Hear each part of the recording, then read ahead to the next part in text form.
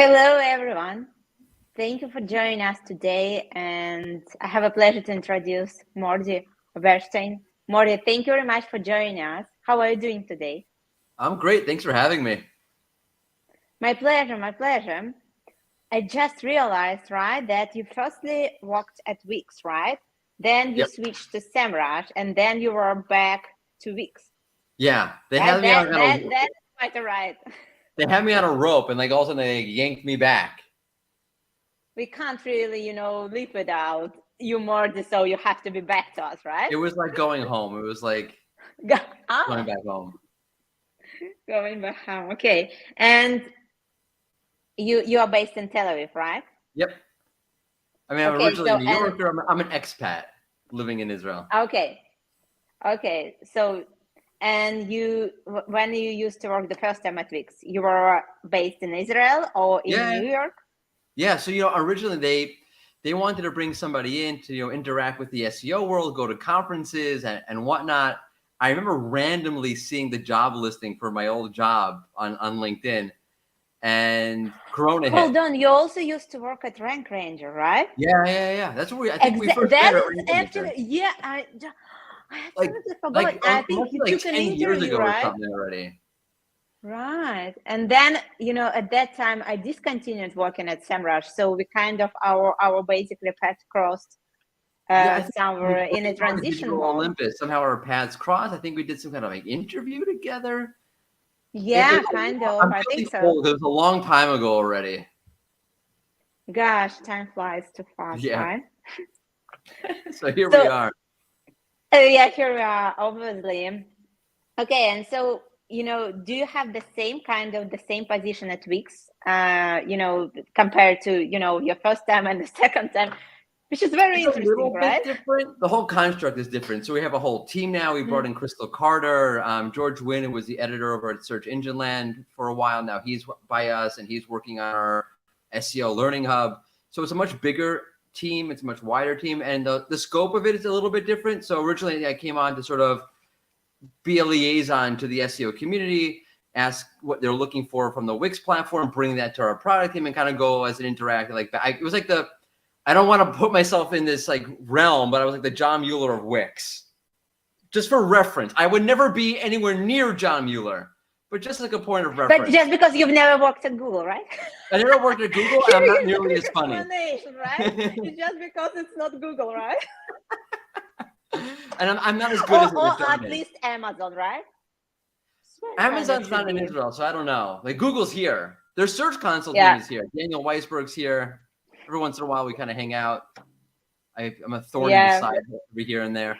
But at this point, what the basic focus on is really like the branding around Wix for SEO, positioning ourselves around SEO, what products we want to focus on, what's important, the same kind of thing with the feedback, but also much wider.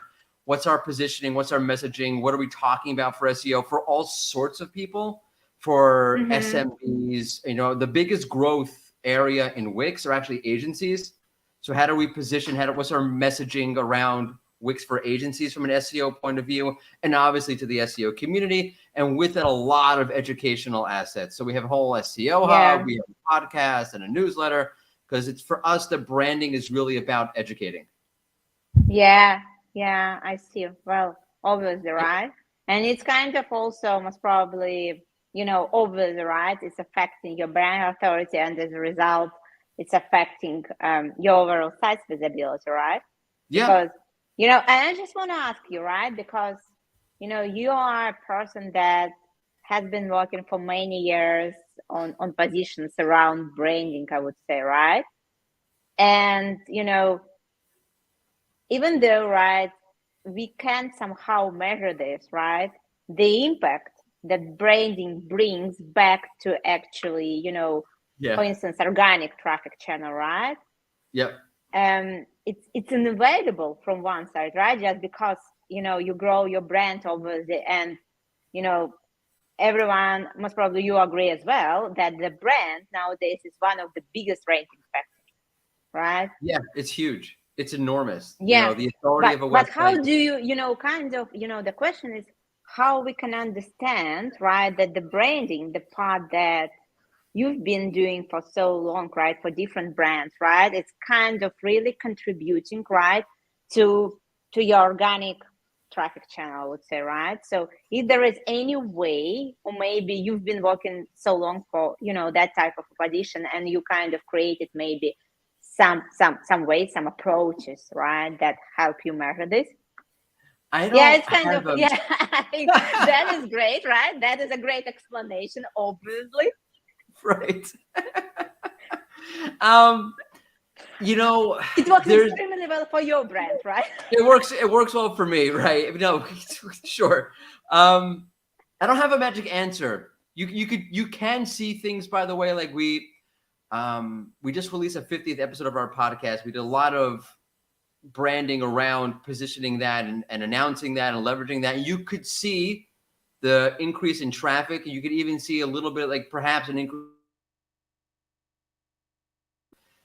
You can use tools like, like SEMrush measure, your branded keywords versus your non-branded keywords, and you can see search volume. You can kind of try to measure this. Yeah, you can really see search volumes going up around your brand, and we see that for the assets we produce. The podcast, there's a lot more impressions because people are searching for it more often, that kind of thing. But I'll tell you, the best way with branding in general, and I think it's why people don't do it, or people have misconceptions about it, is that there's absolutely no way to really know other than by having your finger on the pulse.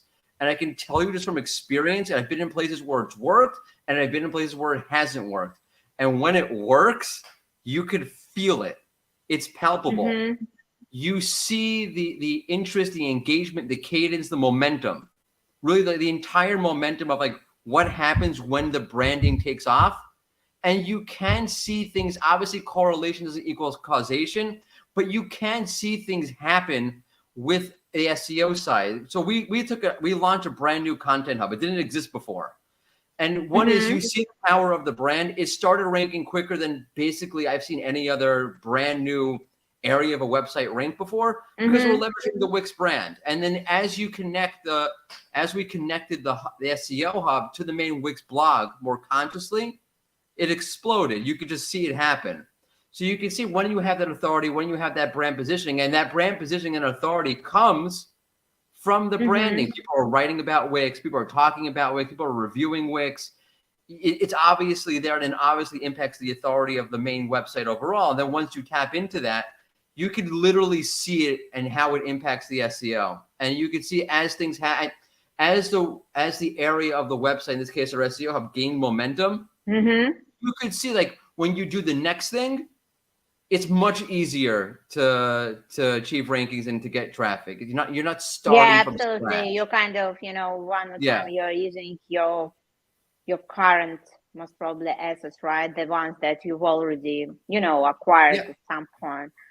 By the way, I wonder, right, because you also work with different influencers, right, and how this, right, contributes to the overall SEO picture, I would say, right? Because they, I see that brand that work with, I would say micro and just bigger influencers, right? They can distribute faster, right? Some information and so on. And whether it's really kind of, do you have any kind of workflow, I would say, right, that will be, kind of integrated into your SEO strategy or something like that? Or you have two different maybe departments, but you kind of, most probably cooperate on some projects? So we're probably the weirdest team on the planet because we do SEO and we do branding, but we don't really mix them up too much together. And it's a little bit interesting. When I really do appreciate this legitimately about Wix. When they look at branding as a company, it's about branding. It's not about acquisition. It's not about numbers. It's not about how many signups did we get. We're really just looking at the branding and the impact of the branding. And again, the only way to really understand that is to really have your finger on what's happening in the communities that you're trying to penetrate. By the way, have you ever tried to do kind of research, right, around, how many people in different, groups, I would say, right, are aware of Wix? consider. Yeah. So again, like we look at it very holistically. So I'll tell you, like, so I was just recently today, actually, I was looking at a featured snippet around Wix from 2020 that I happened to have like saved somewhere. And then I ran the query again and I looked at it again and I was like, what shows up there now? And it was negative before. And now what shows up is something positive. Those are the kind of ways that we kind of like measure how branding is being impacted. It's those so the sort tone of, like, of the brand mentions, right? I'm sorry? The tone of the brand mentions. Yeah, the whole tone, right? the whole sentiment. Negative, positive, right? Sentiment. Yeah, and then interacting with, with, I don't want to call them influencers. We try to look at it as like it's our community. And I think just on an influencer marketing tangent for a second, people make a very big mistake. Oh, so-and-so has 1 million influencers. Okay. But that's not really building. Generally speaking, I don't want to say as a rule, those people don't care about you. Those people are trying to leverage their social media accounts to try to earn money. Where I think you have a really strong, for your branding at least, where you have a greater impact, is when you can interact with the community. And those might be somebody with 500 followers. People really like that person. Maybe someone with 5,000 followers or 50,000 followers.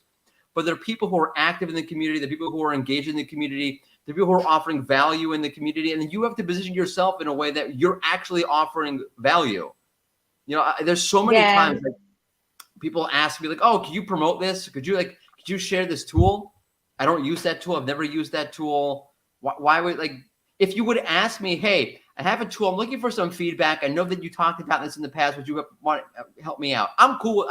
I'll help anybody out.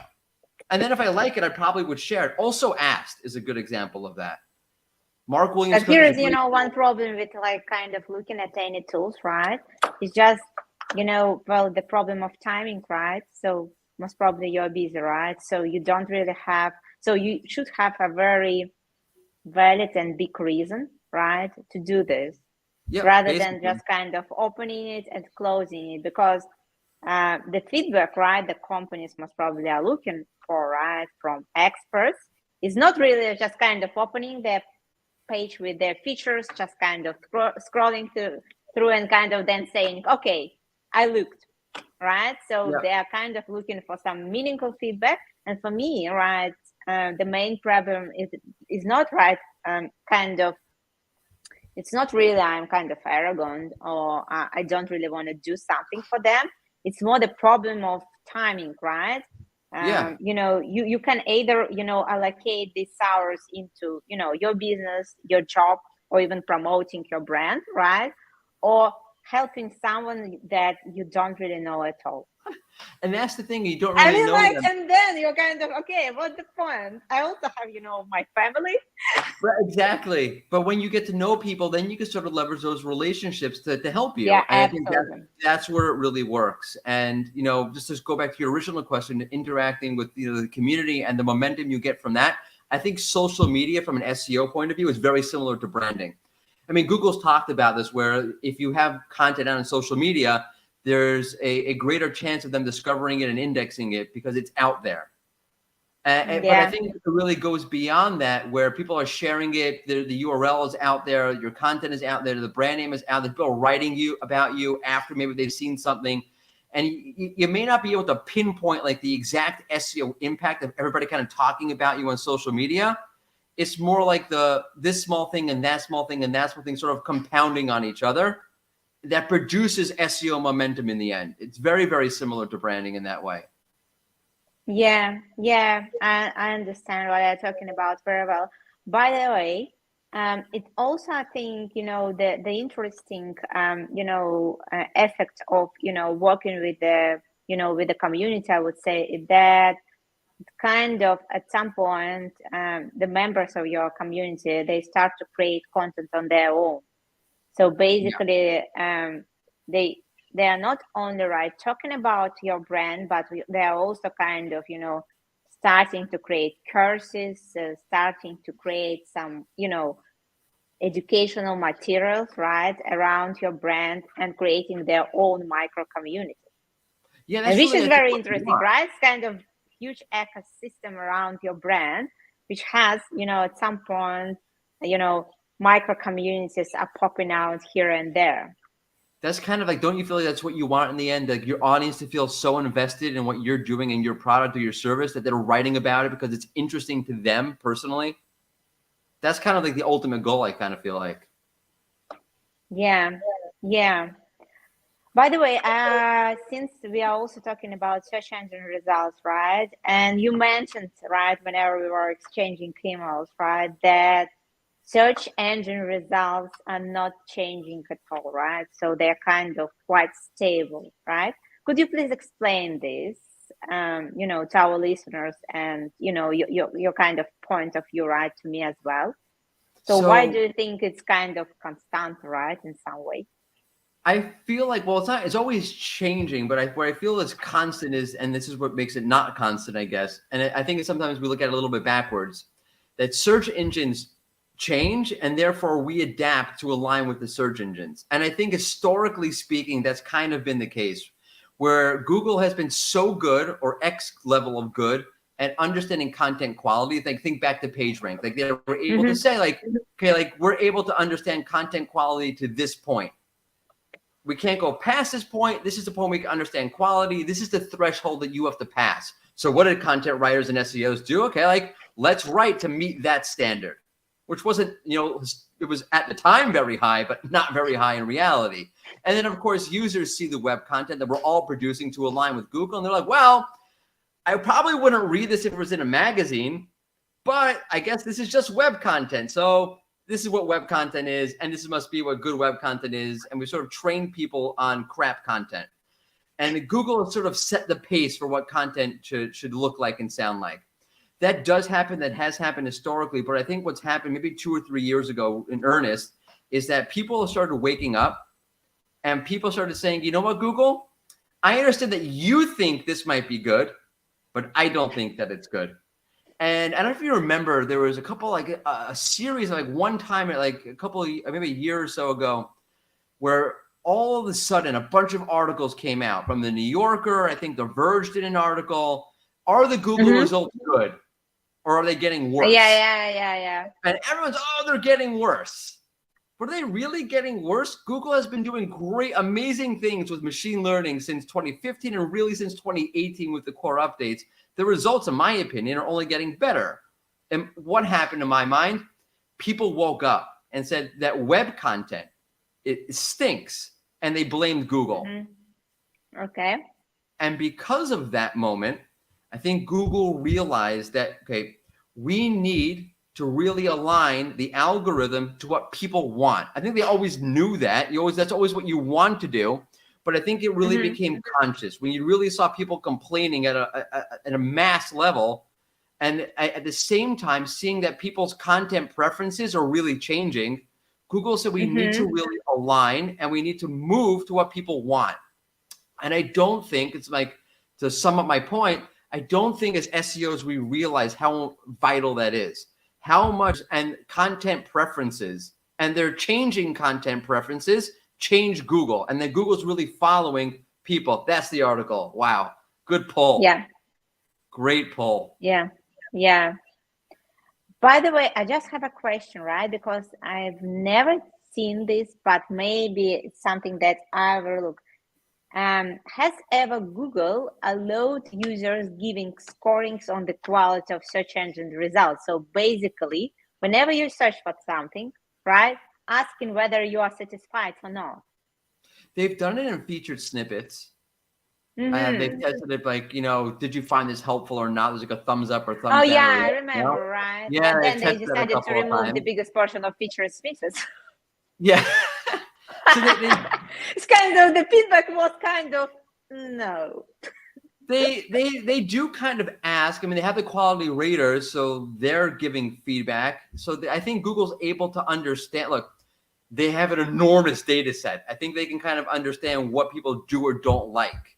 And obviously, they have their own researchers. I'm not a genius. I kind of, but everyone kind of knows that people are moving more towards, I want content based on actual experience. I don't trust as much on the web. So I'm going to TikTok now to get content because I trust this person as opposed to this static brand. I don't think it's coincidence that as that's happening, Google's doubling down and adding an extra E to EAT for experience. Yeah. I don't think it's an accident. Yeah, I think it's for sure everything is interconnected because, you know, whenever, and, you know, I keep kind of talking about this, whenever you try to find something, right, related, you know, to, you know, something related to your life, right? You know, for instance, right, how to get a residence permit in X country. What do you get there? Holy crap. It's all the same. SEO optimized content, you know, rewritten, spinned, right? You know, some crap, nothing useful, nothing crap. useful. It's total crap. Top 10 ways to whatever. Yeah. It's garbage. And Google knows that it's garbage. It's just trying to figure out how to sift it out. You know, yes. I was pulling something for a conference that I'm speaking at. I was looking at like a bunch of like articles around like health and whatever. And it's like, they're terrible. Like top 5 ways to improve your life. And it's just like garbage results. But when you, it's funny because when you go to something like a product review and you search for like best dog carrier, it's very similar. Top 10 dog carriers, top 10, whatever. And I don't think it's an accident either that Google said, you know what we're going to focus on? Product review content. Because that's all a bunch of listicle crap. And they're basically what Google has been doing is training itself on product review content so they can say, you know what, let's take care of all listicle crap. That's my theory, at least. Because they know that the listicle, and I'm not saying a listicle can't be good, because sometimes they are, but in general, it's just crap. Yeah. And everyone knows it. Yeah, for sure. But, you know, the thing, I think with listicle posts, that, you know, the only one that are making sense to me are the ones that are based on the current state of things. So let's imagine the list of the countries that have the highest quality of life for today, right? So that is making sense, right? Yeah. If it's kind of, you know, for today, right? We are not talking about, you know, it's kind of across all time or something like that. So, you know, it might, right, work, but most probably the timing, right, is extremely important here. Yeah, for sure. Timing and intent, right? If I just want a very quick list, like, you know, tell me like, you know, who are the top 5 baseball players of all time? I just want a quick list, like who you think, who has the most home runs of all time? Tell me the top 100 people. Fine, that's great. But when I'm trying to get like advice about my life, usually the listicle just doesn't work or it's very, very superficial. Like maybe for somebody it's great. I don't know. But that goes kind of back to what I'm saying. We always look at like, hey, what's Google doing? What's Google doing? How's Google changing? How's Google changing? But like, leave that aside for a minute. Are users really looking to consume that kind of content? Is that what they're looking for? If users are more skeptical, I remember pulling data one time. I think it was SEMrush data around data security, and the search volumes for queries around online data security have gone up like 100% since 2017. Because people are just more cautious. They know that it's concerned, right? Even my dad asked me, like my dad barely knows how to use a smartphone. There we go. You know, this review that I'm looking at, is it real? People are far more skeptical about what they're reading. And if you're writing something that's fluff, I don't think even the average person is looking at, they're like, oh, okay, this is what I'm looking for. I think they're looking at, well, how do you really know? In what context? You tell me like, okay, I should live the best way to like improve my life is to do this. In what situation? In what way? What? Give me some contextual information. And there's nothing there. Yeah, for sure. There is no generic answer, right? It's kind of, it should fit your needs and fit your situation. Which is exactly, I think that's like the key word is situation. I think like the content of the future is situational content, where you can say, this is the best way to do this if this is your situation or in this situation. And I think that's what people are going to start moving towards. And I think Google's going to pick up on that. And I think Google already has kind of picked up on that. Where if you, I think, you know, whenever you look for something in your area, it's kind of a situational content actually, right? because you kind of, you want to get places, or you want to learn about something in this, particular situation, or whenever you try to, find something, whenever you're on the street, right? Yeah. Right. Imagine you're going to Times Square, New York City. If I live in New York City and I'm Googling go to Times Square, that means one thing. If I'm from Japan and I'm going to as a tourist to Times Square and I Google go to Times Square, that means something totally different to me. So the situation is everything. And I think people are looking for that. And I think part of experience, when Google talks about experience, part of experience is showing that you understand the situation. And I think it's going to become a big thing. Yeah, I guess it's interconnected, right, with your, with your, from one side, your location, right, your previous searches and your interest. Yeah. So it's somewhere in the middle, because obviously, right, Google knows about you quite a lot, because most probably, you use Google Chrome, right? As a corporate address, you have Gmail, or you have personal address as Gmail, right? Which means that whenever you order something, right, whenever you subscribe to something, it's kind of all kind of a database, right? It's kind of a collection of data about you.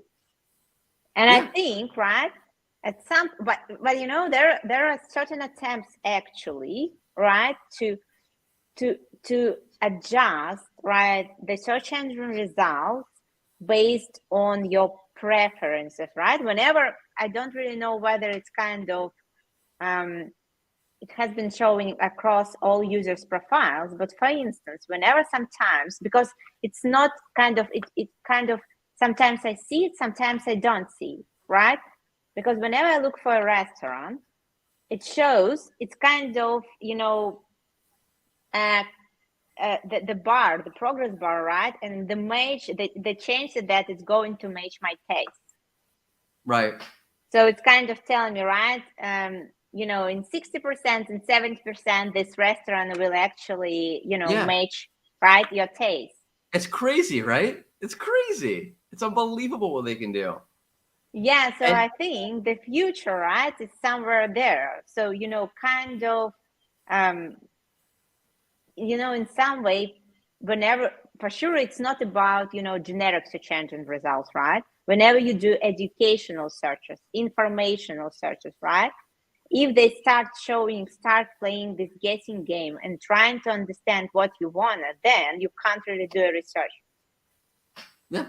Right? But look, even Google said that they don't use user behavior part of the algorithm. But RankBrain does look at what pages you go to and then leave and then go back again, or how long whatever. And they use it in terms of like meta ranking factor. The machine learning uses that to process and better understand what people mean when they search for something, what they're looking for when they search for something. And as content preferences change and Google gets a better understanding of who we are and what we want, they're going to adjust what ranks and what shows, aligning to what as a species the human race wants to consume in terms of content. It's not going to stay static. And that's what I mean. Like the inputs coming from us, what we're doing, what we like, our preferences, our behavior online, all of that input comes from us. So to look at it as Google, I need to align to Google, is really, I think, a mistake. Because what you really want to do is align to what people want, because that's all Google's doing. Google's just assimilating that information. It may take them a long time to assimilate the information, but ultimately speaking, that's literally what they're doing. So why wouldn't you do that? Yes, absolutely. Yeah, I think it's always right. It always makes sense to look at search engine results, just because you want to understand, right, what kind of sites are ranking there, right, what kind of page they have, because that is ultimately what, let's kind of, our best guess that's ultimately what users want to see, right, if it's a top ranking page. If it's not a mistake, because it happens, right? Because sometimes, why some garbage results are there, right?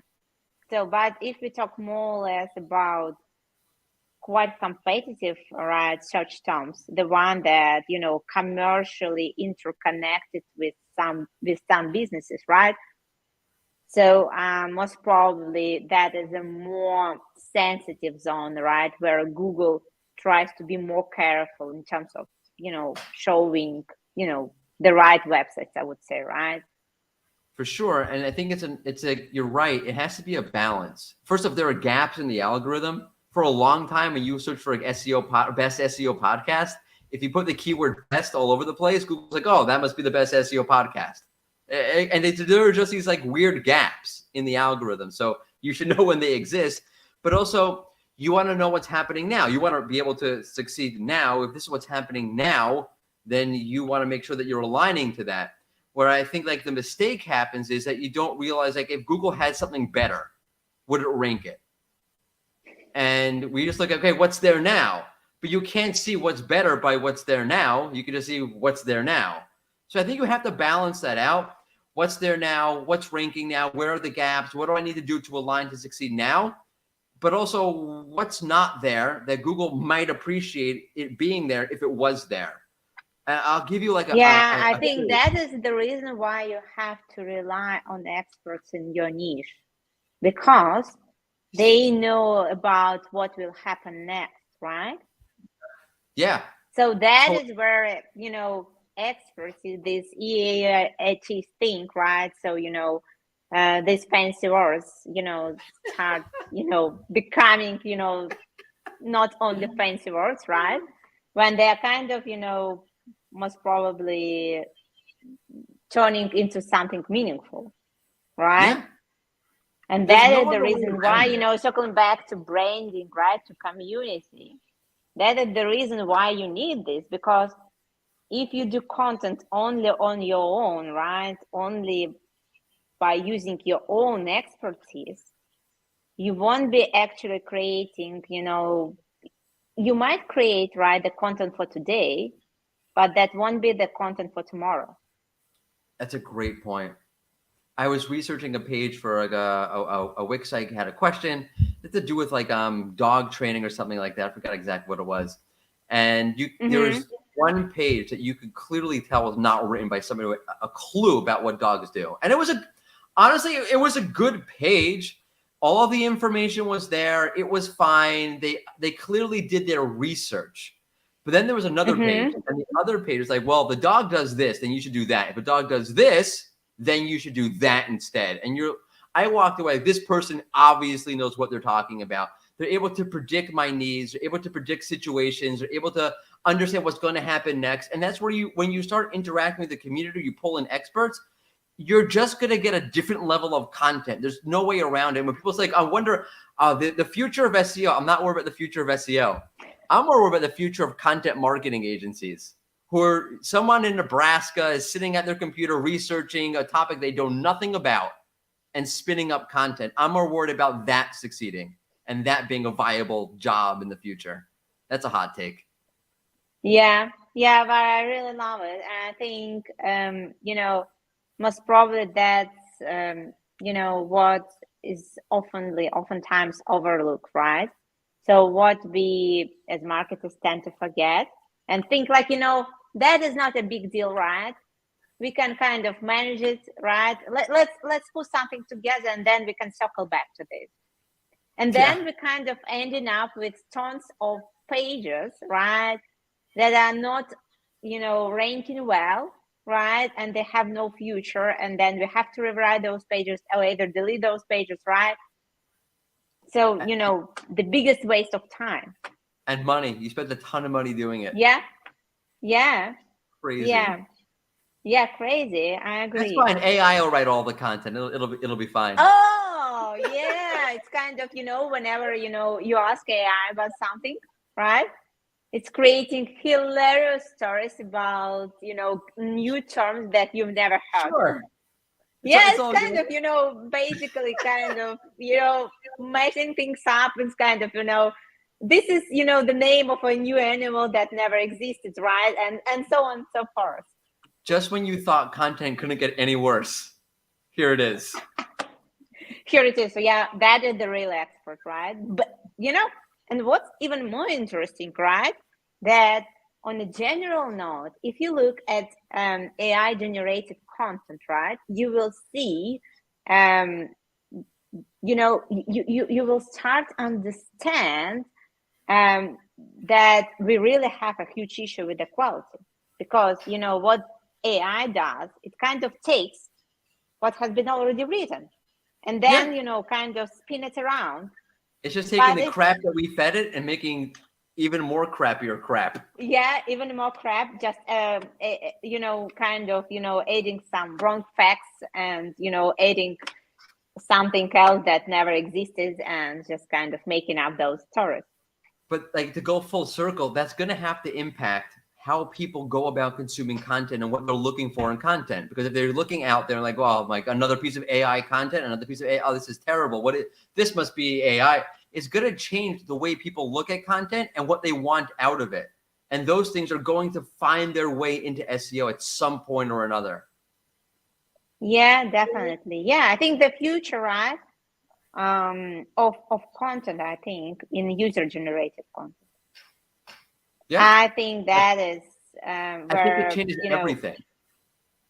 Everything. Yeah. I think 5 years from now, like the typical landing page that we write, like, like the ultimate blah, blah, blah, blah, blah. I think it's going to sound like a used car sale in like 5 years from now. People are looking for much more conversational tone. They want to be able to feel like you understand them, that you connect them.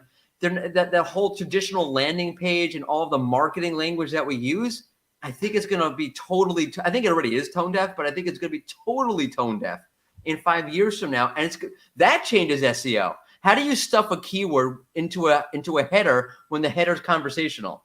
How does that work? Yeah, that is, well, that is the problem, right? Yeah, a lot of things have already changed, right?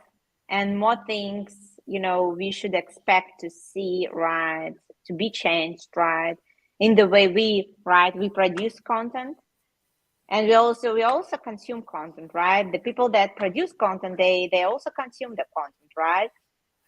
And so we need to balance things out, right? We need to, one more time, use real experts, and one more time, think over how we can create the content that will serve the needs of people, not only today, but tomorrow, right? And that is, I think, the main question. And for sure, search engine results will be changing, right? Just because, the new content will appear, and maybe, I don't really know, maybe the content will be, updated on a daily basis, right? Maybe, machine learning AI will give, right, us such ability, right, to update this content. I don't really know, you have a community, you can connect, your content pages with your community, taking the data, and just pulling automatically, so it's going to stay up to date, right? Look, Bing's doing index now. Index now. Send it to Bing. Bing index it like automatically. Yeah. They'll know that you changed it. Boom, instantly. Yeah. So, thank you very much, Mordy, for the really insightful and great conversation. And let's hope to see the better content, right, that is serving finally our needs in search engine results. I hope so. Yeah, me too. Thank you very much, guys, for being with us. And thank you very much one more time, Mordy, for joining us today. My pleasure. Thanks for having me. Bye.